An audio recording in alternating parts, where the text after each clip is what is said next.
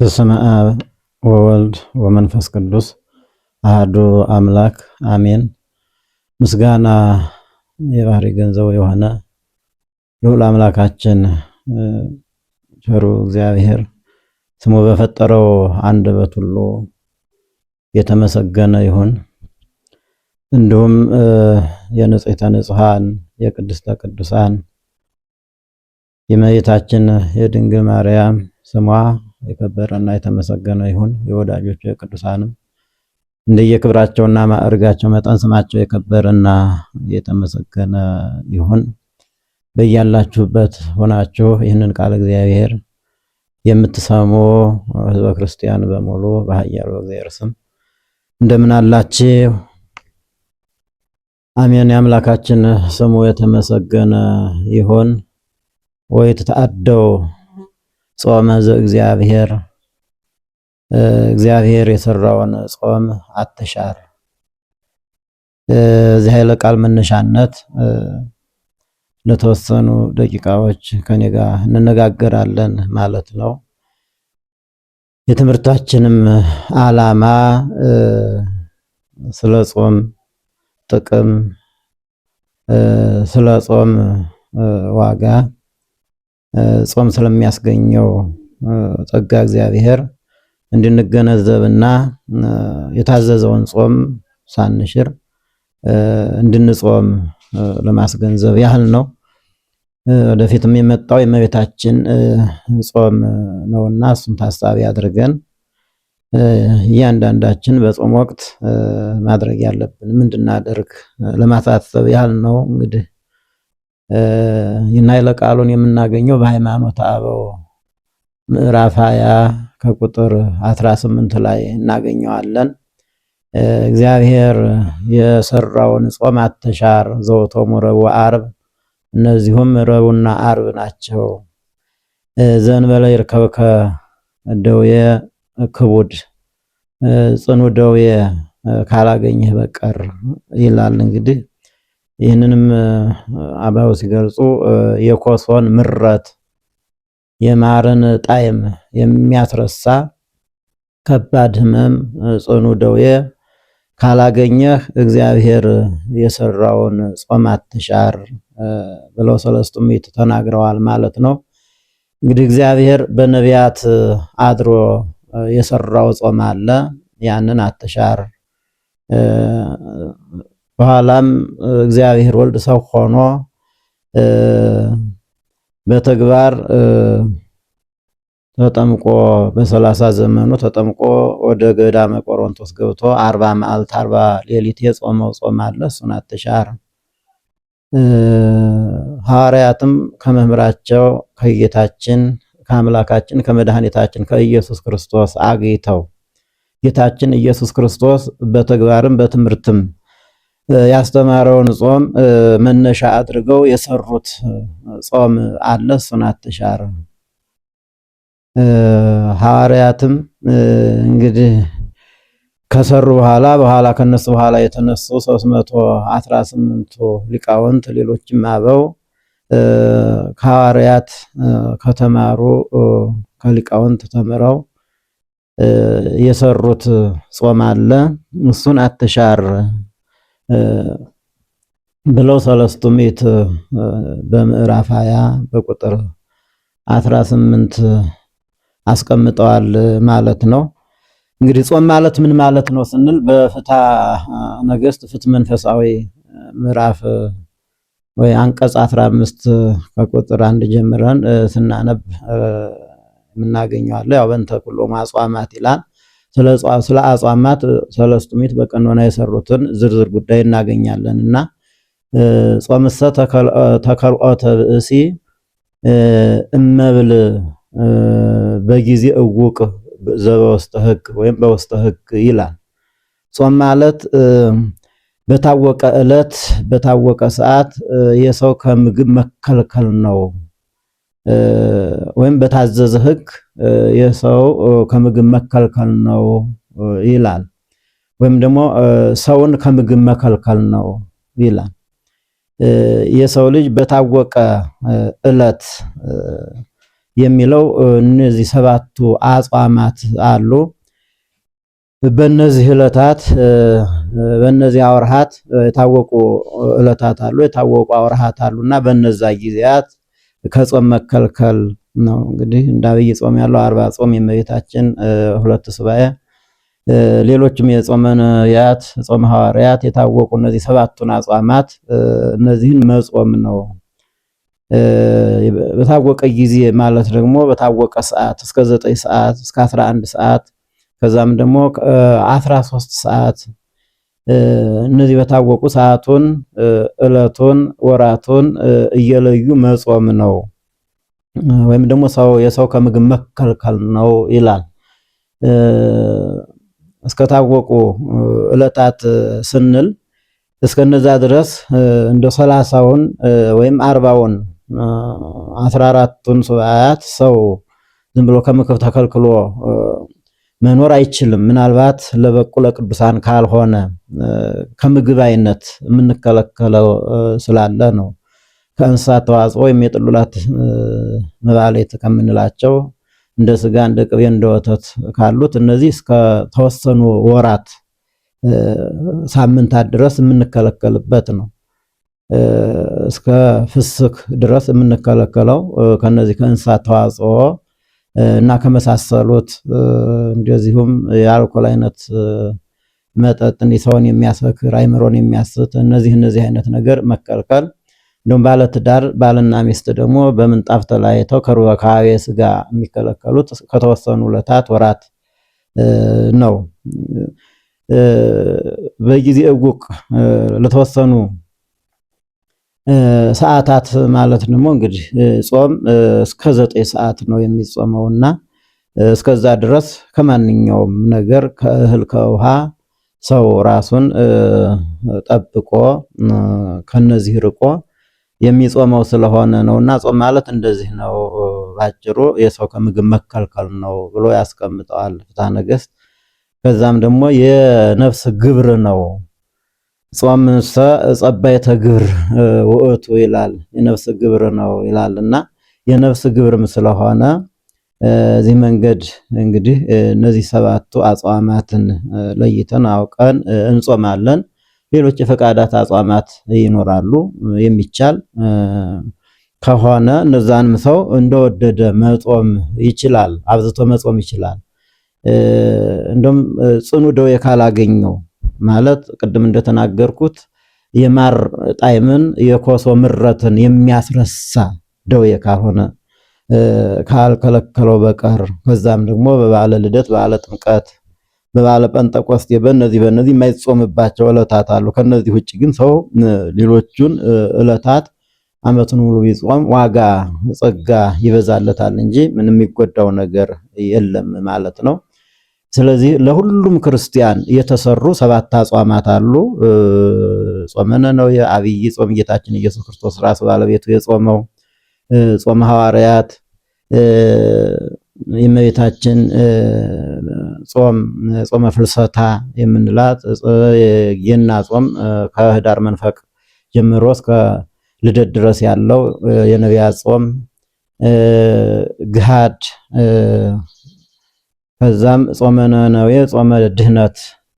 እነዚህ ሁሉም ክርስቲያን ከ7 ዓመት በላይ ያለ ሕፃን ለአቅመ ጾም የደረሰ ሁሉም ሰው የሚጾማቸው አጽዋማት ናቸውና እነዚህን አትሻር ይላሉ ሰለስቱ ምዕት። እንግዲህ እነዚህን አትሻሩ ወይ ተአዶ ጾመ ዘእግዚአብሔር፣ እግዚአብሔር በሐዋርያት አድሮ በዘመነ ኦሪት በሕገ ኦሪት የሰራውን ያንን ጾም አትሻር። እሱ ባለቤቱም በተግባርም በትምህርትም የሰራውን ጾም ያን አትሻር፣ ሐዋርያት ሊቃውንት የሰሩትን ጾም አትሻር ነው። እንግዲህ ጾም በብሉይ ኪዳንም ያለ ነው። በዘመነ ነቢያት እያንዳንዳቸው ነቢያት 40 ይጾሙ ነበረ። የአዋጅ ጾም ነበራቸው፣ የፈቃድ ጾም ነበራቸው። እንዲሁም መቅሰፍት፣ ጦርነት፣ ሌሎች ነገሮች በህዝባቸው ላይ ሲመጣ የሚያውጅ ጾም ነበራቸውና ይህንን እያንዳንዳቸው የነቢያት ትንቢት ስናነብ የምናገኘው ነው። ይጾሙ ነበረ። ጾመውም ከእግዚአብሔር ጋር ታርቀውበታል፣ ከስጋ መቅሰፍት ድነዋል። እንግዲህ ሐዋርያት በኋላም ጌታችን ኢየሱስ ክርስቶስ ያዘዘውን መነሻ አድርገው ጾመዋልና ስለዚህ ከነዚህ ከሰባቱ አጽዋማት አንዱ የእመቤታችን ጾም ወይም ደግሞ የእሷን እረፍት የእመቤታችንን ፍልሰት ምክንያት በማድረግ ሐዋርያት ጌታችን ኢየሱስ ክርስቶስን ጠይቀው ምላሽ ያገኙበትን የእመቤታችንን ጾም አንዷ ናት ከሰባቱ አጽዋማትና እሷን ሁሉም ሰው ይጾማታል። ከልጅ እስከ አዋቂ ድረስ ሁሉም ሰው ይጾማልና ስለዚህ እንን ጾም እንግዲህ አባቶቻችን አትሻር ማለት አስቀምጠውልናል። ስርዓት ያጸኑት ሰለስቱ ምዕት ናቸው። ስለዚህ እንደው እስኪ ባጭሩ ፍትሐ ነገሥት ወይም የቀኖና መጻሕፍቶቻችን ምን ይላሉ፣ ከጾም የምናገኘው ጥቅም ምንድነው የሚለውን በፍትሐ ነገሥት የተቀመጡትን በአንቀጸ ጾም ያሉትን የተወሰኑትን የምናገኛቸውን ጥቅሞች ባጭሩ ለማስቀመጥ ለመዘርዘር ሞክራለሁኝ። እንዘ ይትእዘዝ ለዘሐግጎ ይላል መጀመሪያ ሲጀምር ህጉን ጾም መጾም ማለት ወይም ጾም የሚጾም ሰው ጾሙን ለሰራው እየተገዛ ነው ወይም ደግሞ ለመገዛት ነው። ይህ ማለት የነቢያትን ጾም ሲጾም ነቢያት ላስተማሩት ትምህርት ነቢያት ለሰሩት ስርዓት እየተገዛ ነው። ያንን እያከበረ ነው፣ ለዛ እየተገዛ ነው። ጌታችን ኢየሱስ ክርስቶስ የጾመውን ጾም ስንጾም ጾመ አርብዓን አብይ ጾምን ጌታችን ኢየሱስ ክርስቶስ ለሰራው ስርዓት ላስተማረው ትምህርት እየተገዛን ነው። ጾመ ሐዋርያትን ስንጾም ሐዋርያት ለሰሩት ስርዓት ሐዋርያት ላስተማሩት ትምህርት እየተገዛን ነው። ከዛም ሌሎች አጽዋማትንም ስንጾም እንደዚሁ ሰለስቱ ምዕት ከሐዋርያት አግኝተው ከጌታችን ከኢየሱስ ክርስቶስ ተምረው ለሰሩት ስርዓት ለአባቶቻችን ስርዓት ትእዛዝ እየተገዛን ነው እና ጾም አለመጾም ደግሞ ይሄ አላዊ ህግነት ነው ማለት ህግን ማፍረስ፣ ሃይማኖትን አለመጠበቅ፣ አባቶቻችን ያስቀመጡትን ስርዓት ማፍረስ ነው። አባቶችህ የሰሩትን ስርዓት አታፍርስ ይላል ጥበበኛውና አባቶቻችን የሰሩልንን ስርዓት ማፍረስ አይገባንም። ምናፈርስ ከሆነ በእነሱ ሃይማኖት አለን ማለት አንችልም እና ለዛ መገዛት ነው። ስርዓቱን ለሰሩት ለአበው ለሐዋርያት ለጌታችን ለነሱ መገዛት ነውና ስለዚህ መጀመሪያ ጾም ለስርዓት መገዛት መሆኑን ማወቅ አለብን። ቤተክርስቲያናችን ህግ አላት፣ ስርዓት አላት፣ ቀኖና አላት። ስለዚህ የሚጾም ሰው ከተሰሩ ስርዓት ከነዚህ ከተሰራው ስርዓት ከተቀኖነው ቀኖና ከዛ አንዱን እየፈጸመ ነው ማለት ነው። እዛ አይነት የቤተክርስቲያን ስርዓት አለ። ስርዓተ ጾም፣ ስርዓተ ጸሎት፣ ስርዓተ ስግደት፣ ስርዓተ ምጽዋት ብዙ ነገሮች ይኖራሉ። ከነዚህ አንዱ ስርዓተ ጾም ነው።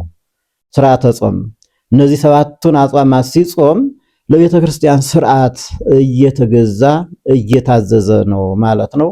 የማይጾም ደግሞ በአንጻሩ በተቃራኒው ለሕገ ቤተክርስቲያን የማይገዛ ሰው ነው ማለት ነው እና መጀመሪያው ሕጉን እንደሰሩት ለነሱ መታዘዝ መሆኑን ማወቅ መገንዘብ ይኖርብናል ማለት ነው። በሁለተኛ ደረጃ ደግሞ ለስርየተ ኃጢአት ይላል። ኃጢአታችን ይሰረይልን ዘንድ ነው። ኃጢአታችን ይሰረይልን ዘንድ ስንጾም ኃጢአታችን እንደሚሰረይ ማወቅ አለብን። በማወቅ ባለማወቅ የሰራ ነው። በሐልዮ በነቢብ በገቢር እንላለን። ሰው በሶስት መንገድ ኃጢአትን ይሰራል። በሐሳብ ይሰራል። በመናገር በአንደበቱ ተናግሮ ሰው አስቀይሞ፣ ሐሰት ተናግሮ ሰው አምቶ፣ በመሳሰለው መንገድ በአንደበቱ ተናግሮ ኃጢአትን ይሰራል።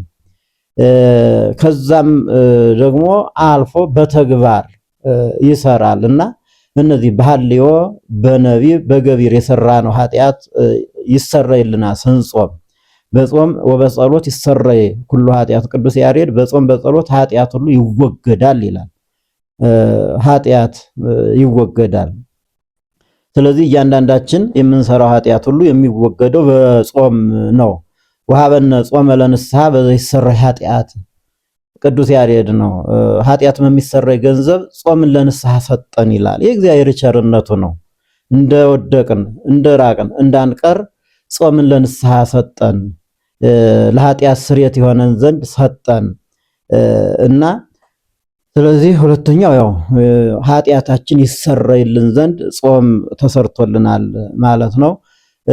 ሶስተኛ ዋጋችን ይበዛ ዘንድ ይላል። እዛው በፍትሐ ነገሥት ያለው እንደው በቅደም ተከተል ለማስቀመጥ ያህል ነው። ወለበዛ እሴት ይላል። ዋጋችን ጸጋችን ይበዛ ዘንድ ሰው ሲጾም ዋጋው እየበዛ ይሄዳል። ከክብረ ላይ ክብር ከጸጋ ላይ ጸጋ እየተጨመረለት ሰውነቱን ለእግዚአብሔር ሲያስገዛ አባቶቻችን ሐዋርያት ሊቃውንት ለሰሩ ስርዓት እየተገዛ እየታዘዘ ሲሄድ ሰውነቱ እየነጻ ዋጋው ሀብቱ እየበዛለት ይሄዳልና ሀብት ይበዛለት ዘንድ ማለት ሀብተ መንፈስ ቅዱስ ይበዛለት ዘንድ በስቶ ይሰጠው ዘንድ ነው ይላል። ሶስተኛው ይህንን ኃይለ ፍቶትን ያደክም ዘንድ ነው ጾም የተሰራው። ኃይለ ፍቶት ማለት ፈቲው ማለት ምኞት ነው። ቅድም እንዳልኳችሁ ሰው በሶስት መንገድ ኃጢአት ይሰራል ብለናል። አንዱ የሐልዮ የምንለው ነው። የመመኘት ከህሊና ነው የሚጨምር ምኞት ኃይለ ፍቶት ይላል። በዛ የሚመጣ አለ። ፍቶት እንስሳዊትም አለች እና ያ የሚደክመው ሰው ሲጾም ነው። ኃይለ ፍቶትን ማድከም፣ ፍላጎትን መግታት፣ ራስን መግዛት የሚችለው ሲጾም ነው። ነፍሱን ለስጋ የሚያስገዛ ሰው ስጋውን ለነፍሱ የሚያስገዛበት ጾም ነው። የፍቶት እንስሳዊትን ኃይለ ፍቶትን አድክሞ ነፍሱን ለስጋ ያስገዛ የነበረ ሰው ስጋውን ለነፍሱ ያስገዛል።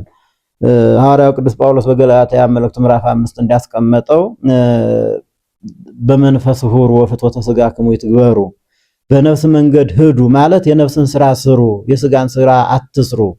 ነፍስ የምትወደውን ስጋ አይወድም፣ ስጋ የሚወደውን ደግሞ ነፍስ አትወድም ይልና ከዛው 9ኙን ምግባራተ ነፍስ 15ቱን ፈቃዳተ ስጋ ዘርዝሮ ያስቀምጣል እና ስለዚህ በነፍስ መንገድ መሄድ የምንችለው ነፍስ የምትወደውን መስራት የምንችለው ስጋችንን ለነፍሳችን ማስገዛት የምንችለው ስንጾም ነው።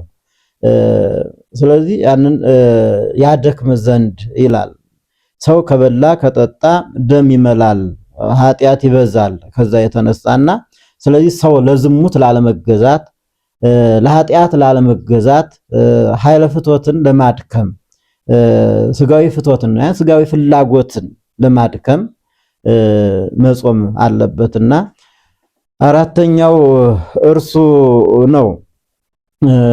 ከዛ ደግሞ ከመያይምር ጿሚ ኃይለ ረሃብ ይላል። በአምስተኛ ደረጃ የሚጾም ሰው የረሃብን መጠን ወይንም የረሃብን ኃይል ያውቅ ዘንድ ረሃብ ምን ያህል እንደሚጎዳ ያውቅ ዘንድ አውቆ ደግሞ ከመይመሃሮሙ ለርሁባን ወለለ ይስእሉ የተራቡ ሰዎች የሚለምኑ ሰዎች ምን ያህል ጉዳት እንደተጎዱ ወይም ደግሞ እንደተራቡ ለነሱ ያዝንላቸው ይራራላቸው ዘንድ ይላል። ሰው እንዲሁ ዝም ብሎ የሚበላ የሚጠጣ ከሆነ የረሃብን ሁኔታ ላይ ይረዳ ይችላልና ያንን እንዳዝን ለሰዎች ለሚራቡ ሰዎች ለሚቸገሩ ሰዎች ላጡ ሰዎች ለሌላቸው ሰዎች ለነዛ እንዲያዝን ሰው መጾም አለበትና ከነዛም አንዱ ምክንያት ይሄ ነው። እንግዲህ ሶሎሞን ንጉሱ ከዕለታት አንድ ቀን ይላል አንድ የተቸገረ ሰው ከቤተ መንግስቱ መጥቶ ስመ እግዚአብሔር ጠራ። ምንድነው ብሎ ጠየቀ። ይሄማ ርቦት ነው አሉት። ረሃብ ምንድነው አለ። በዚህ ምክንያት ከቤተ መንግስቱ ወጥቶ በገዛ ከተማው እየተንከራተተ እንዲለምን አድርጎታል እግዚአብሔር። የራብን ሁኔታ ይረዳ ዘንድ ማለት ነው። ሶሎሞን እንዲህ ያደረገበትን አባቶቻችን ሲያትቱ ሶሎሞን የተወለደው በቤተ መንግስት ያደገው በቤተ መንግስት በማር በወተት በፍትፍት የረሃብን አይነት ወይም የረሃብን ስሜት አያውቀውም እና የረሃብን ስሜት እንዳውቅ ነው ሶሎሞን ከቤተ መንግስቱ ወጥቶ ከዛ ከተማው እግዚአብሔር እንዲለምን ያደረገው። ስለዚህ እያንዳንዱ ሰው ያንን ይረዳ ዘንድ የረሃብን ስሜት አውቆ ተረርቶ ከዛ እሱ ሚራራ ይሆን ዘንድ ነው ለሚያው። አሁን ብዙ የተቸገሩ ሰዎች አሉ፣ ያጡ ሰዎች አሉ። ምን በዘመናችን ያለው ሁሉም በየቤቱ ችግረኛ ቢሆንም ደግሞ ከዛ በከፋ መንገድ የሚራቡ ውለው የሚያድሩ አድረው የሚውሉ ይኖራሉና ለነዛ እንድንራራ እንድናዝን ነው። ስድስተኛ መንፈሳውያን መላእክትን እንመስል ዘንድ ነው። መብላት መጠጣት እንስሳትን የምንመስልበት ግብራችን ነው። ወይም ደግሞ ከነሱ ጋር የሚያስተካክለን እነሱን የሚያስመስለን ግብራችን ነው። ከአራቱ ባህሪያት ከእንስሳት ጋር እንደምንመሳሰል በአራቱ ባህሪያት የምንረዳበት ነው። መብላት መጠጣት እንስሳትም ይበላሉ፣ ይጠጣሉ፣ ይራባሉ፣ ይሞታሉ፣ ሞተው ይቀራሉ እንጂ እኛ ግን ከዚህም የተለያለን ነፍስ አለች እንባቤት። የእንስሳት ነፍስ ደመ ነፍስ ናት። በቃ እዚሁ በልተው ጠጥተው በዚሁ የሚቀሩ ናቸው። ሰው ግን ከአራት ባህሪያተ ስጋ ከዛ ከሶስት ባህሪያተ ነፍስ ወይም አምስተኛ ባህሪ ነፍስ አለ። ከዛ የተፈጠረ ነው። አራት ባህሪያተ ስጋ ከእንስሳት ጋር የሚያመሳስሉን ሲሆኑ ባህሪ ነፍስ ደግሞ ከእግዚአብሔር ጋር ከመላእክት ጋር የምታመሳስለናት ልባዊነት፣ ነባቢነት፣ ሕያውነት። መላእክትም ልባውያን ነባቢያን ሕያዋን ናቸው። እግዚአብሔርም ልባዊ ነባቢ ሕያው ነውና ስለዚህ መንፈሳውያን መላእክትን የምንመስልበት ወይም ደግሞ መላእክትን የመሰሉ ቅዱሳንን የምንመስልበት ቅዱሳንን መስለን ደግሞ እግዚአብሔርን እስከ መምሰል የምንደርስበት ጾም ነው። ስለዚህ ወደ ጾም ወደ መንፈሳዊነት የምናድግበት ነው። በጾም ወበጸሎት ኃይለ ፍትወት አግርሩ ከመአንሰርት በእክነፍት ትስርሩ ይላል ቅዱስ ያሬድና በጾም በጸሎት የስጋችሁን ፍላጎት የስጋችሁን መሻት የሽጋችሁን ምኞት ያንን አድክሟ አስገዙ እንደ አእዋፍ ወደ ሰማይ ትበሩ ዘንድ እንደ አንሰርት። እንግዲህ ከሁሉም አእዋፋት መጥቀው ወደ ሰማይ የሚበሩ አንሰርት አሞራዎች ናቸው። እንደነሱ ወደ ላይ ትበሩ ዘንድ ይላልና ወደ ሰማይ ማለት መላእክትን ሰማያውያን መላእክትን የምንመስልበት ነው ጾም። እንደው ጠቅለል ስናደርገው ባጭሩ ጌታችን ኢየሱስ ክርስቶስን የምንመስልበት እንደውም ከመ ይትቀነይ ኩለንታሁ ለእግዚአብሔር ይላል። ሁለንተናው ለእግዚአብሔር የሚገዛበት ነው። ሰው ሁለንተናውን ማለት አፋዊ ውሳጣዊ ሰውነቱን፣ ነፍሱን፣ ስጋውን ሁለንተናውን ለእግዚአብሔር የሚያስገዛበት ጾም ነው። ስለዚህ ሁለንተናችንን የምናስገዛበት ጾም ነው። ሁለንተናችንን ነፍሳችንንም ስጋችንንም ለእግዚአብሔር ማስገዛት የምንችልበት ጾም ነውና ስለዚህ ይህን መሆኑን አውቀን እንግዲህ የተሰሩ አጽዋማትን እንዳንሽር ወይ እንድንጾም አባቶቻችን ሰለስቱ ምዕት ወይ ተጣደው ጾመ ዘእግዚአብሔር እግዚአብሔር የሰራውን ጾም አትሻር በማለት ተናግረዋልና ስለዚህ ጾም እንግዲህ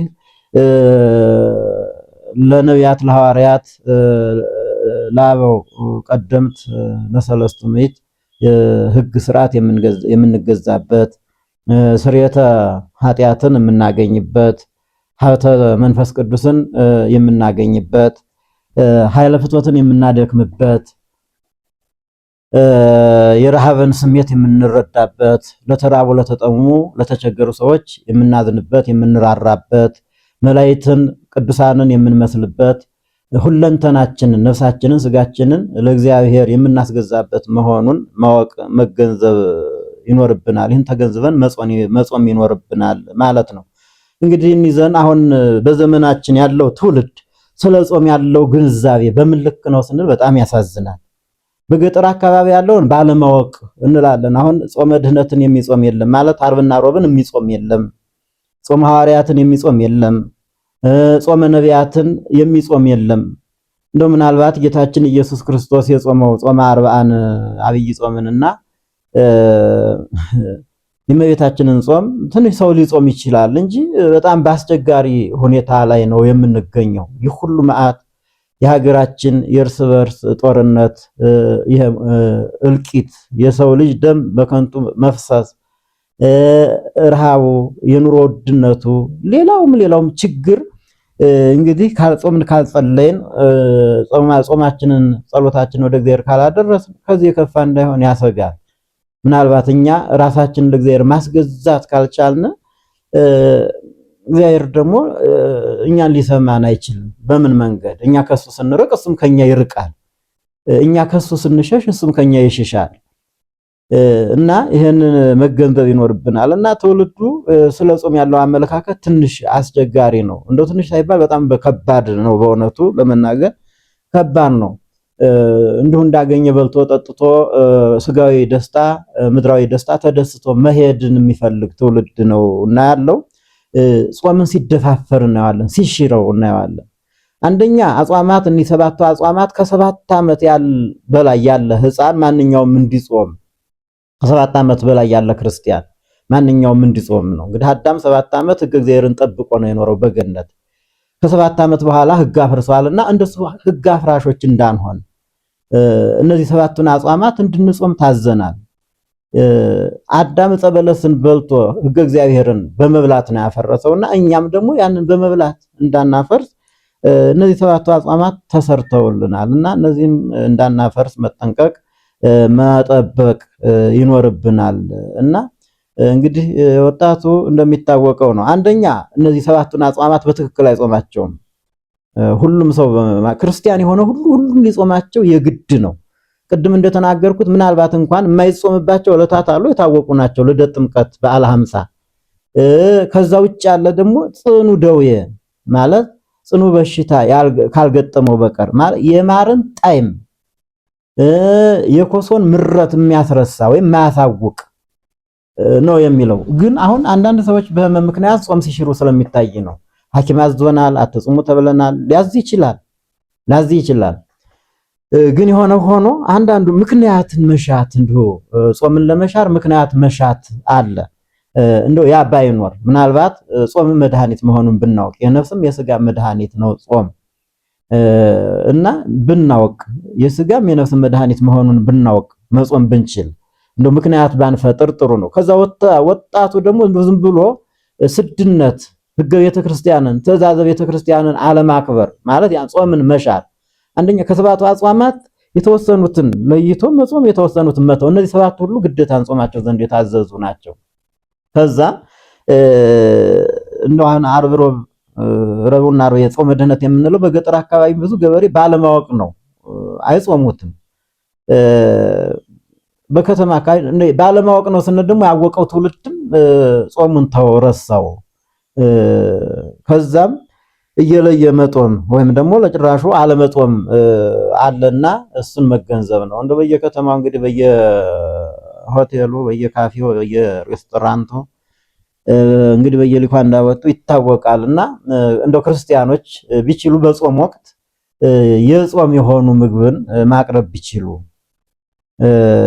ምናልባት ከክርስቲያን ውጭ ሌላ ሊመገብ ይችላል የሚል ንግድ ነውና እንደዛ አይነት አመለካከት ሊኖር ይችላል። ግን ክርስቲያኑ ነው እዛ ጋር ሄዶ እየተመገበ ያለውና በጥፋት ምክንያት ላለመሆን ተወሰነ መንገድ ራሳችንን ምንጠብቅ ጥሩ ነው።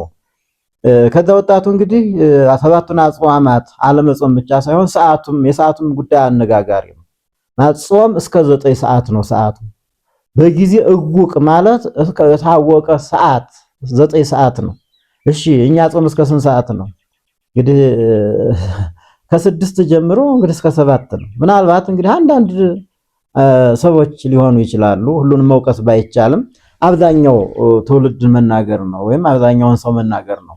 እስከ 9 ሰዓት ሁሉም ሰው በተለይ እነዚህ 7ቱ አጽዋማት የነቢያት የእመቤታችን የሐዋርያት እስከ 9 ሰዓት ናቸው። አብይ ጾም ላይ ሲሆን ደግሞ እስከ 11ም ከዛም አልፎ እስከ 13 ሰዓት ማለት መላውን 12 ሰዓት ጾመን ከምሽቱም 1 ሰዓት አንጥተን እንድንጾም የታዘዝነው አለና ቢያንስ እንኳን እስከ 9 ሰዓት መጾም አስፈላጊ ነው። የጌታችን የኢየሱስ ክርስቶስ ቅድስት ነፍሱ ከቅዱስ ሥጋው የተለየችው በ9 ሰዓት ነው ያረፈው። ወደ ሲኦልም ወርዶ ነፍሳትን እረፍት እንዲያገኙ ያወጀላቸው ሰላም ለኩልክሙ ብሎ ነፍሳትን ሰላምን የሰበከላቸው እረፍተ ነፍስን የሰጣቸው ከዛ ሰዓት ጀምሮ ነውና ስለዚህ እኛም ከረሃብ ስሜት 9 ሰዓት እንድናርፍ ያው አጽዋማት በ9 ሰዓት እንዲፈቱ ወይም እስከ 9 ሰዓት እንድንጾም ታዘናልና እያንዳንዱ ሰው እስከዚህ ሰዓት ሲጾምም እስከ 9 ሰዓት አውቆ ጠንቅቆ ቢጾም ነው። ያለዛ ግን ያው ጾምን መሻር ነው የሚሆነው። መላሌልቱን ሲበላ ሲጠጣ የሚያድር ከሆነ ከዛም ደግሞ ተነስቶ እንደ 6 ሰዓት 5 ሰዓት የሚመገብ ከሆነ ጾም ማለት አንችልምና ስለዚህ ከምግብም አይነት ለይቶ መጾም ቢችል ማለት ለእንስሳት ተዋጽኦ እንዳለ ሆኖ ከዛም ደግሞ ከዛ ያልተናነሰ የምግብ አይነቶች አሉ። እንጀራ በወጥ አባቶቻችን እኮ ደረቅ እንጀራም እየበሉ ነው፣ ውሃ ብቻ እየጠጡ እንጀራ በወጥ እንደገና ደግሞ በሱባኤ ዕለት ደግሞ ከመሬት ላይ እየተኙ ያለ ምንጣፍም እየተኙ እግዚአብሔር ለመጠየቅ ነው እንደዚህ ያደርጋሉና እንዳለው በተቻለ መጠን ሰውነትን ለማድከም ራስን ለእግዚአብሔር ለማስገዛት ነውና አውቀን ብንጾም ጥሩ ነው።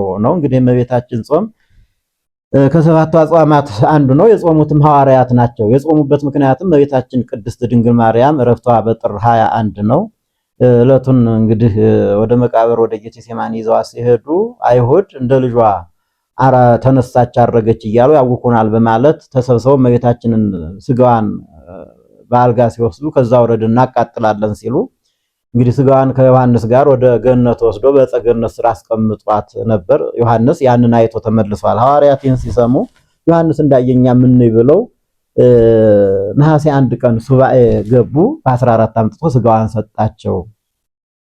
ያን ስጋዋን ቀብረው ሲመለሱ ደግሞ ቶማስ ሀገረ ስብከቱ ህንድ ነው፣ በጊዜው አልነበረምና ሲመለስ በደመና ተጭኖ እመቤታችን ስታረጋገኛትና አይ የልጅሽን ትንሳኤ ሳላይ ቀረሁ ያንቺንም ብሎ ሲያዝን እመቤታችን አንተ ትንሳኤን አይተሃል፣ እንደውም ሐዋርያት አላዩም፣ አንተ ግን ትንሳኤንም እርገቴንም አይተሃል ብላ አጥናንታ ሰበን ሰጥታ የተገነዘችበትን ሰበን ሰጥታ ሰደደችው። በዚህ ጊዜ ሐዋርያትን ሄዶ እንዴት ሆነች ብሎ ጠየቃቸው ይላል። አይ እሷማ ልጅ ያው ጌታችን ኢየሱስ ክርስቶስ አምጥቶ ሰጠን ቀበርናት አሉት። አይ ሞት በጥር በነሐሴ መቃብር እንዴት ይሄ ለሰሚ ሊረዳ ይችላል አላቸው።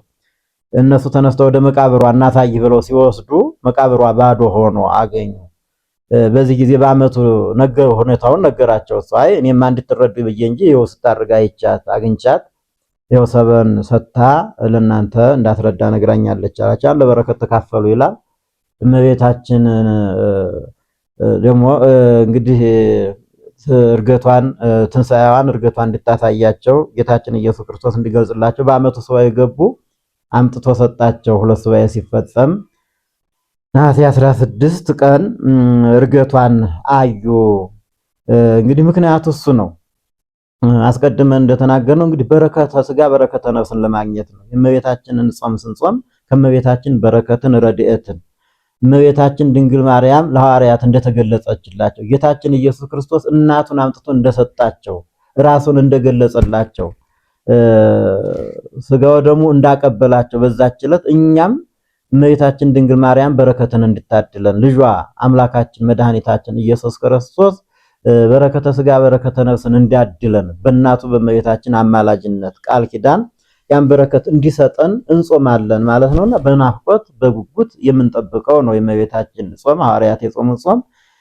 ስለዚህ እመቤታችን እንግዲህ እንደሚታወቀው በሁሉም በማይቀደስባቸው ቦታ ወይም በአመት አንድ ጊዜ ሊሆን ይችላል፣ በወር ሊሆን ይችላል፣ በሳምንትም አንድ ጊዜ ሊሆን ይችላል በሚቀደስባቸው አብያተ ክርስቲያናት በዚህ በእመቤታችን ጾም ግን ሱባኤዋ እስከምትዳልቅ ድረስ በቅዳሴ ሁሉም ገዳማት አድባራት ሁሉም 16ቱ ቀን ይቀደሳል በቅዳሴ። ከዛም በተለየ መንገድ ሰዓታት ተቆሞባቸው የማያውቁ አድባራት ገዳማት ሁሉ ሰዓታት ይቆምባቸዋል። የአባ ጊዮርጊስ ዘጋስጫ ድርሰት ሰዓታቱ እየተቆመ ኪዳኑ እየተደረሰ ቅዳሴው እየተቀደሰ መስዋዕት እየተሰዋ ስጋው ደግሞ እየተሰዋ ይሄ ሱባኤው ይፈጸማል ማለት ነው። ከዛም በተጨማሪ ውዳሴ ማርያም ቅዳሴ ማርያም እየተተረጎመ ትምህርተ ወንጌል እየተሰጠ በተለየ መንገድ የቻለ ከቤቱ ወጥቶ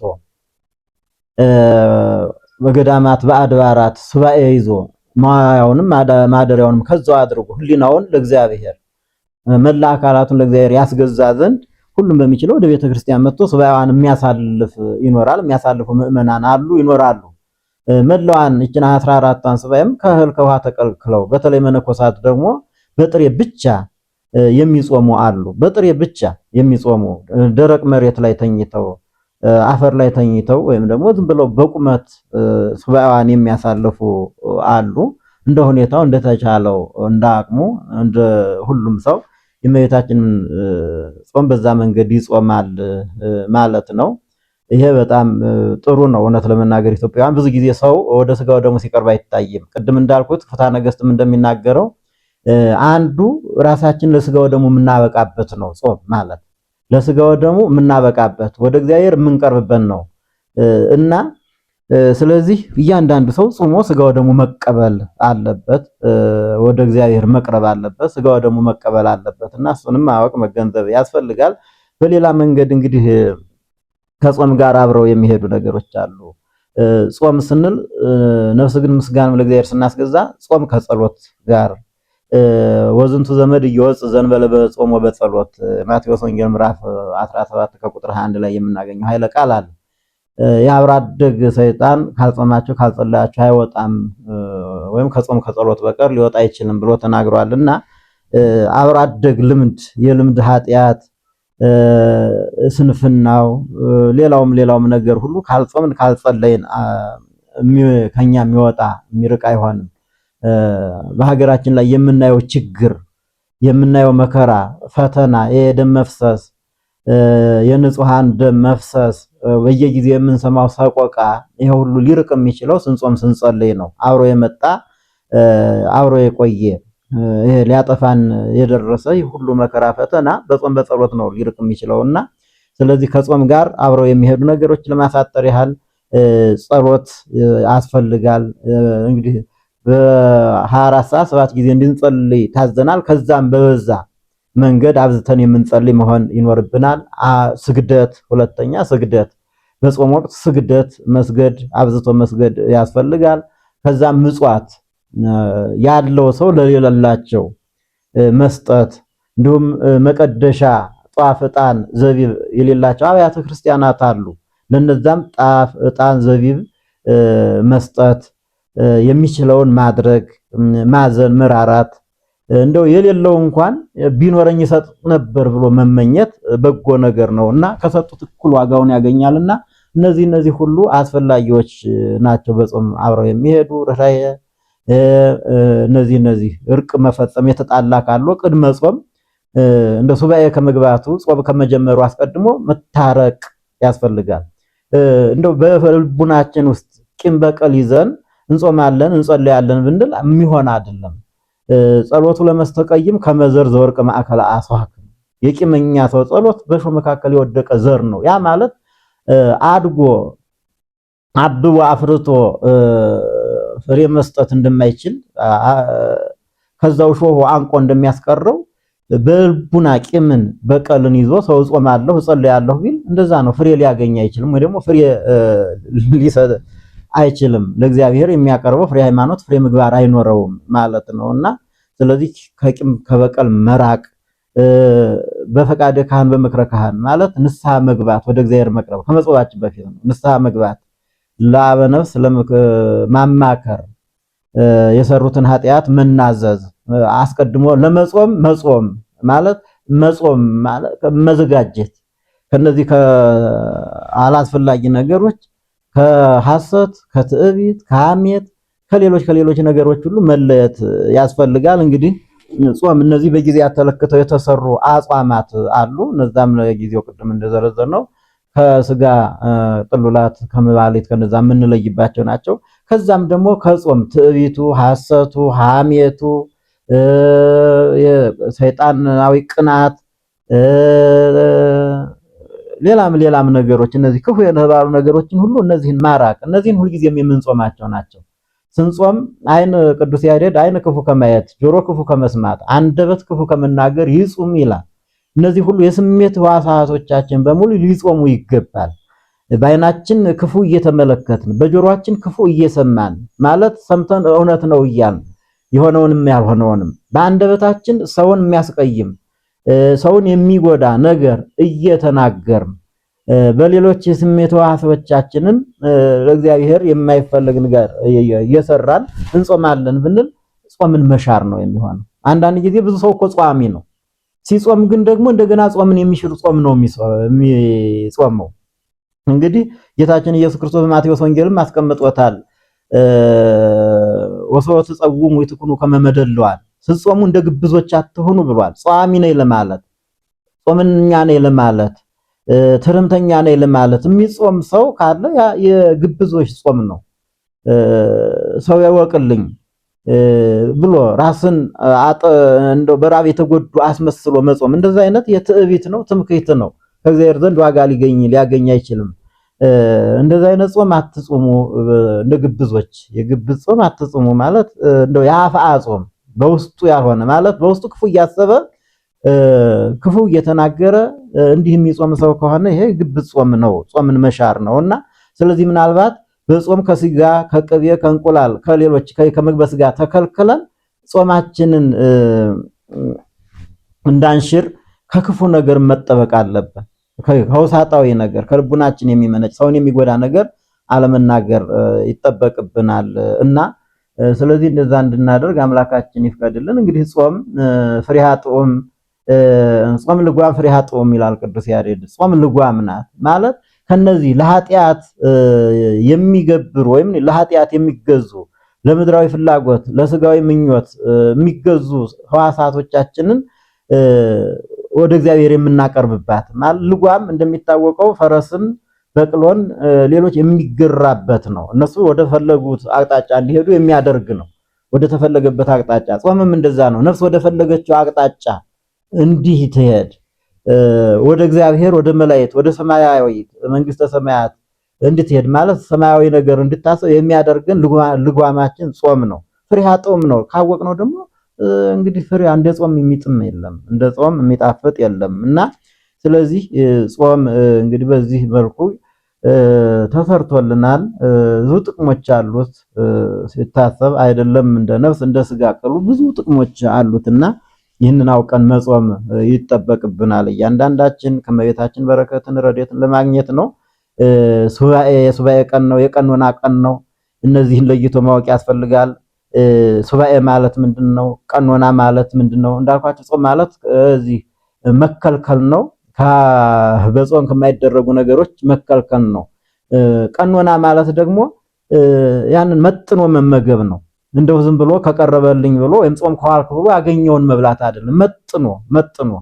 መጥኖ በልቶ ደግሞ ግማሹን ለነዳያን መስጠት መመጽወት ነው።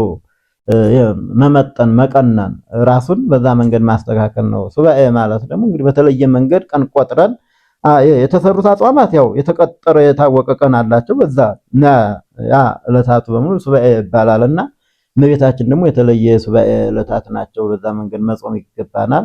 እንግዲህ ወቅቱ ጊዜውን መረዳት አስፈላጊ ነው። እውነት ለመናገር እያያችሁት ነው እየሆነብን ያለውን እንደ ሀገራችን እንደ ቤተክርስቲያናችን እንደ ጠቅላላ ከዛም አልፎ እንደ ዓለም እየሆነው ያለውን ነገር እናውቃለንና ብዙ አብዝተን የምናለቅስበት በተለየ መንገድ ከልባችን ከውስጣችን የውስጥ እንባ የምናለቅስበት አይንባችንን የምናፈስበት ወደ እግዚአብሔር የምንቀርብበት ይሄ እየሆነ ያለው ወደፊትም ደግሞ የሚሆነው የሚያስፈራው እስከ መቼው ድረስ ነው እንደዚህ እያልን የምንቆየው? መከራችን በስቷልና ስለዚህ ሁሉ የሚወገደው እኛ ወደ እግዚአብሔር ስንቀርብ ነው። እግዚአብሔር የምንቀርብበት ደግሞ ራሳችንን የምናስገዛበት አንዱ ጾም ነውና ሁላችንም ወደ እግዚአብሔር ቀርበን ከሚገባው እንግዲህ አብዝቶ መጾም ይገባልና ከቻልን የትሩፋት ያለዛ ደግሞ በታዘዘው ሕግ መሰረት ጾሙን በአግባቡ ጾመን ወደ እግዚአብሔር ቀርበን ስጋው ደግሞ ተቀብለን ይህን በሀገራችን ቤተክርስቲያን ላይ ያለው መከራ እንዲወገድልን ሕፃናት ያለ ሰቀቀን እየተማሩ በምግባር በሃይማኖት እንዲያድጉልን ሰላም እንዲኖር ሀገራችን በሰላም እንድትኖርልን የክፉውን ነገር ሁሉ እንዲያስወግድልን ወደ እግዚአብሔር መቅረብ ያስፈልጋልና ስለዚህ ሁሉም ሰው ህፃናት፣ ወጣት፣ አእሩግ ሁሉም በየጾታው በየእድሜው በየማዕረጉ አብዝቶ መጾም ይገባዋል። ወይተአደው ጾመ እግዚአብሔር እግዚአብሔር የሰራውን ጾም አትሻር። ሁላችንም ጾሙን አክብረን ጾመን ለሕጉ ተገዝተን መንግሥተ ሰማያትን እንድንወርስ አምላካችን ይፍቀድልን። የእመቤታችን ምልጃ፣ ጸሎት፣ በረከት፣ ረድኤት አይለየን። ይቆየኝ።